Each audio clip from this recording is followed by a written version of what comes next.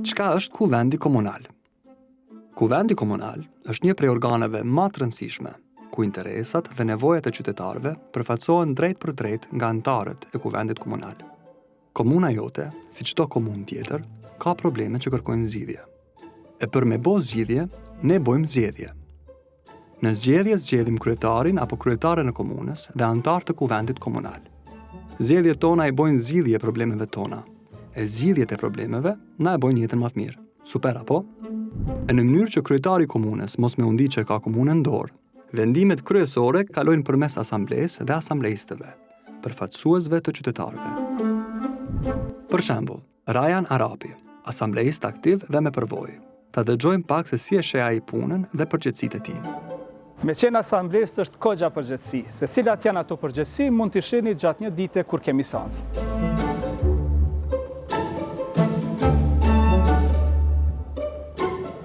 Fillimisht të marrë një kafe sepse sot kemi shumë punë.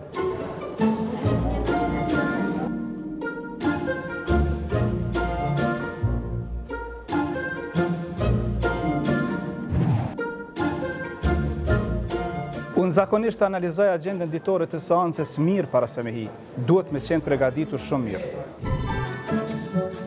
Seancat e Kuvendit Komunal din me qenë të qeta, të ngarkuara e ndonjëherë shumë të nxehta.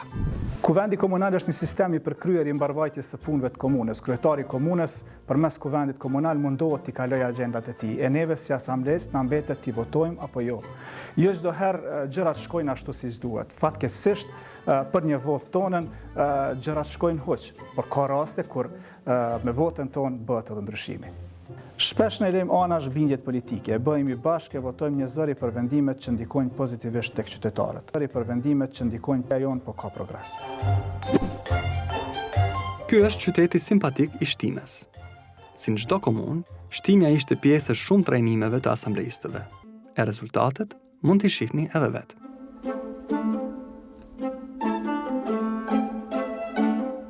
Në qeverisjen lokale, shpeshherë nevojat e qytetarëve dhe orientimet politike të subjekteve bindesh. Ndoshta nevoja primare e qytetarëve është qelbrimi, ndërsa e subjektit ndërtimi i qerdhëve. Ndoshta opozita është të nevojshme rregullimin e rrugëve, ndërsa pozita restaurimin e objekteve të vjetra. Detyra e asamblejistëve është të gjenë zgjidhjet më të mira për qytetarët, bashkarisht. Sot kemi shumë e shumë raste ku këto ndasi zhduken dhe asamblejistët tregojnë pjekuri politike, duke u bërë bashkë për të mirë të vendit. Ndarja në vija partioke në asamble ekziston. Një zë i fuqishëm në asamble krijon një ekzekutiv përgjegjës. Ndryshimet vijnë kur asamblejistët bëhen bashkë për të mirën e qytetarëve, e pa bashkëpunim me qytetarët, asgjë nuk lëviz. Edhe asamblejistit i duhet shtytje nga qytetarët, e qytetarëve ndihmë nga asamblejistit. Vetëm atëherë arrim të krijojmë gjëra të bukura. Ndërto është edhe Fush Kosova, ku raporti mes asamblejistëve dhe qytetarëve nuk mungon.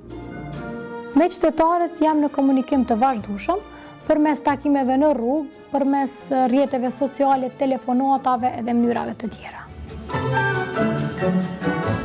Edhe pse në Fush Kosovë ka raporte mes qytetarëve dhe asamblejistëve, kjo nuk do të thotë se asamblejistët nuk kanë pengesa për të realizuar kërkesat e tyre. Ne mbikëqyrëm ekzekutivin përmes pyetjeve dhe kërkesave parlamentare, por në raste të rralla kemi përgjigje konkrete dhe të sakta, shumë herë kemi edhe mos përgjigje fare. Ne duam që të ketë media gjatë seancës së kuvendit. Nëse do të kishte media, përgjegjësia do të ishte më e madhe për ta, po ashtu edhe qytetarët do të shihnin çështjet që unë kam ngritur dhe do të ishin më të vetëdijshëm. Kuvendi i Fush Kosovës nuk e bën publikimin e audioingjizimeve dhe gjithçka që diskutojmë dhe themi në Kuvendin e Fush Kosovës nuk mund ta gjeni askund tjetër përveç se në proces verbal. Çështjet si këto nuk i ndalin asamblejistët të punojnë drejt qëllimeve që shërbejnë për të mirën publike. Madje ka raste kur ato dalin përtej diskutimeve në kuvend e arrin në instanca tjera. Ka raste ku merren vendime që më shumë janë në interesin privat sesa në interesin e përgjithshëm. Mirë po përmes hapësirave ligjore ne i kontestojmë to. Për shembull, në një rast për mos dhënien në çështje dokumente zyrtare ne kemi adresuar përmes gjykatës dhe pas 4-5 viteve kemi arritë të sigurojmë çështje. Për shkak se komuna Fush Kosovës në këtë aspekt është mjaft e mbyllur. Mirë po edhe përmes mediave dhe përmes presionit mediatik medjave që janë parandalu dhe që janë kthy në gjendjen e mëparshme. Zhvillimi i kuvendeve komunale përmes trajnimeve tregon një pjekuri dhe model të ri të udhëheqjes. Fillimi si asamblejiste ka qenë mjaft problematik. Kalimi nga një person i zakonshëm në një person që përfaqëson qytetarët ka qenë ndryshim i madh. Prej trajnimeve unë kam mësuar shumë, kam marrë pjesë në shumë prej tyre që në organizu. Kemi mësuar për ndarjen e kompetencave, rolin e ekzekutivit, rolin e asamblesë. Kisha këshillu gjithë asamblesë të rinj që të marrin pjesë në trajnimet që demos i organizon, pasi që do t'ju ndihmoj shumë në zhvillimin e tyre.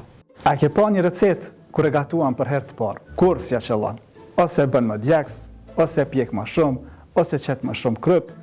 Po kur e gatuan më shpesh, kur e praktikon atë, atëherë Ose avokati, pa mbajt praktike trajnime, nuk ka çka del para gjykatësit. Edhe na jem njëjtë, fillimisht duke u zhvilluar si qytetar, pastaj si asamblist, ku vendet komunale po bën më të mira, qytetet po zhvillohen e qytetarët po ndihen më të kënaqur.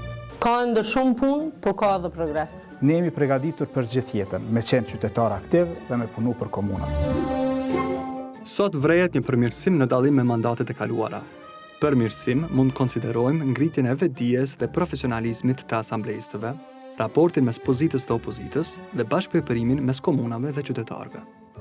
Por, edhe pse ka progres, duhet shumë punë që t'i shohim aty ku duam institucionet komunale. Parazia gjinore, llogaridhënia, decentralizimi i kompetencave janë elemente që duhet t'i shtyhen përpara.